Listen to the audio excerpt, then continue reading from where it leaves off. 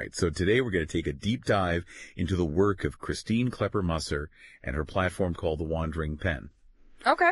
And we've got a pretty interesting set of materials here that look at her background and kind of the driving force behind what she does. Yeah. Really, the goal here is to understand, like, what are the core principles that make her approach to storytelling and community building so unique and impactful? Right. And I think what's really fascinating just from the start is that everything she does seems to come from this belief that every story matters. Yeah. You know, like that's kind of the bedrock of The Wandering Pen. Absolutely. And it's not just like lip service. You can really tell that that idea is kind of woven into every aspect of her work. Totally. She wears so many hats. Right. Like she's a writer, she's a historian, an educator, or a community advocate. Yeah. So like when someone comes to her, let's say, to trace their family history, right?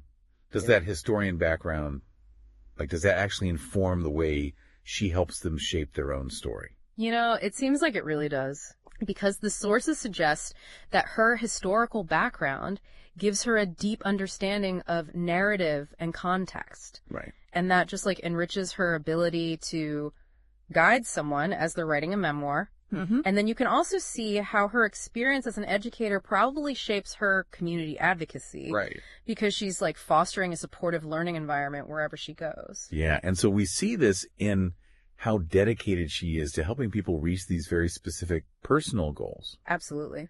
And it's not just about giving advice. No. It's very personalized and very hands-on. She's actively involved in helping people capture these stories that might otherwise be overlooked. Right. And the sources talk about her really unique approach to these interactive projects that build community. Oh, yeah. Can you talk a little bit more about that? Sure. So one example is something called community story weaving workshops. Okay. Where participants actually build narratives together. Wow. And that shared experience creates a sense of like shared history and belonging. That goes way beyond just networking. It's about creating a real connection through storytelling. Yeah. Exactly. So it's less about individual achievement and more about how those individual stories actually come together to strengthen the community. Yeah, it's like weaving a tapestry. I love that. Right. And it's clear that this isn't just a job for Christine. Oh, definitely not. It seems like she's really driven by that transformative power of seeing someone find their voice, connect with their past, and then create this lasting legacy. Right. And it's interesting because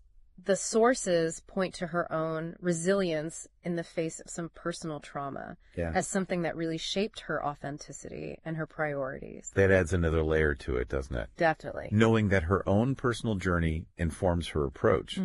We also know that her mother was a lifelong inspiration. Yes. For her desire to help others.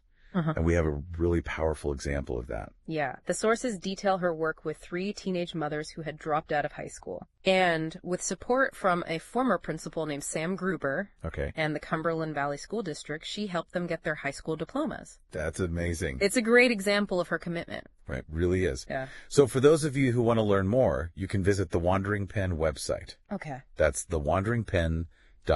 All right. You can also find her on social media by searching for Christine Musser or Wandering Pen. Got it. She has the podcast on her website and a Flickr photo gallery. Nice. And you can reach out to her directly at contact@thewanderingpen.net.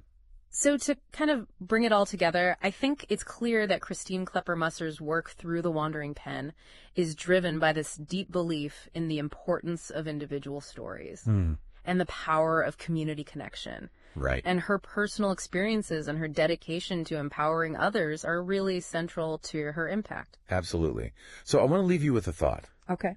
Think about the stories in your own life and the lives of people around you. What narratives might be lost if we don't make an effort to capture and share them? Right. What's one small action you could take to preserve those stories and maybe strengthen the connections in your own community?